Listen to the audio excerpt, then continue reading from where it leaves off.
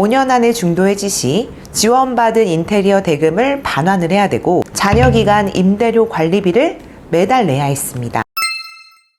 안녕하세요. 법무법인 숲의 송림 변호사 가맹거래사입니다.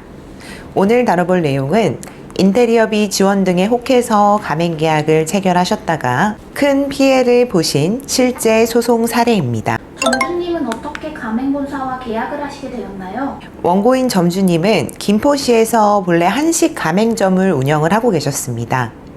영업은 순조로웠지만 직원이 많아지자 인력 관리에 한계를 느끼셨고 많은 인력 채용이 필요하지 않은 커피 가맹점을 알아보시게 됐습니다. 그리고 아프니까 사장이다 라는 네이버 카페에서 피고 본사를 알게 되셔서 전화를 하셨다고 합니다. 본사를 소개한 중개업자는 의뢰인이 먼저 알아본 타 브랜드 커피 본사 대신 이 사건 가맹 브랜드를 적극적으로 추천을 했는데요. 그 이후로 잘 나올 때는 하루에 매출이 230에서 240만 원 정도가 나온다.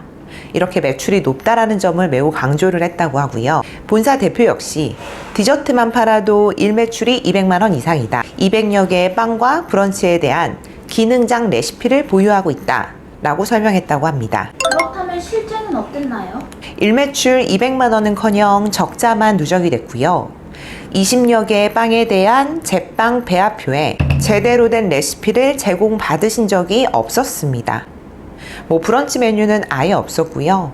또 기능장이 아닌 일반 제빵 기술자의 배합표였다고 합니다. 점주님이 매장을 직접 선정하셨나요? 아니었습니다. 본사가 직접 매장 위치를 선정한 뒤에 추천을 했었는데요.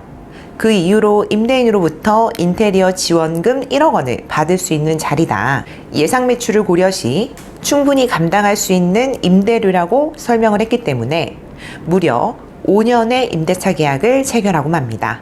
함정이 있었다고요? 맞습니다. 임대료가 주변 시세 대비 매우 높았고요. 5년 안에 중도해지 시 지원받은 인테리어 대금을 반환을 해야 되고 신규 임차인을 찾지 못하면 영업을 중단하더라도 잔여기간 임대료 관리비를 매달 내야 했습니다. 다행히 저희 의뢰인은 소송 중 신규 임차인을 찾아서 빠져나오시기는 했지만 가맹계약 해지와 무관하게 임대차 계약이 종료가 되지 않았더라면 그 적자 폭이 훨씬 커졌을 거라 아찔한 부분입니다. 본사는 어떤 위법 행위를 하였을까요? 피고 본사는 정보공개서 임금가맹점 현황문서 그리고 가맹계약서를 가맹계약을 체결하거나 또는 가맹금을 지급받기 14일 전에 제공을 하지 않았습니다. 또한 예상 매출을 고지하면서도 서면으로 제공해야 되는 의무를 위반했고요. 이 예상 매출에 대한 산출 근거를 본사에 비치하고 있어야 하는데 이 또한 위반을 했습니다. 예상 매출에 대한 객관적 근거가 없었기 때문에 허위 과장 정보에 해당하는 사안이었습니다. 이에 따라 원고가 이 사건 가맹점 개점을 위해 지출한 1.7억 원과 영업손실 약 2,500만 원을 합한 1억 9,500만 원을 배상하라는 소송을 제기했습니다. 가맹본사 대표와 중개업자를 상대로도 소송을 제기하셨다고요? 네, 맞습니다. 공동피고로 가맹본사 법인은 물론 대표와 중개업자도 점주님의 손해를 공동해서 배상하도록 하는 하나의 소송을 진행을 했습니다. 본사가 반소를 제기했다고요? 네, 뻔뻔하게도 본사는 점주가 가맹계약을 성실히 이행하는 조건으로 가입비 등 4,100만 원을 감면을 했는데 중도에 영업을 중단했기 때문에 이를 반환해달라. 또한 잔여기간 동안 매장이 운영됐다면 본사가 얻을 수 있었던 로열티 상당의 손해배상으로 약 6천만 원을 청구를 했습니다.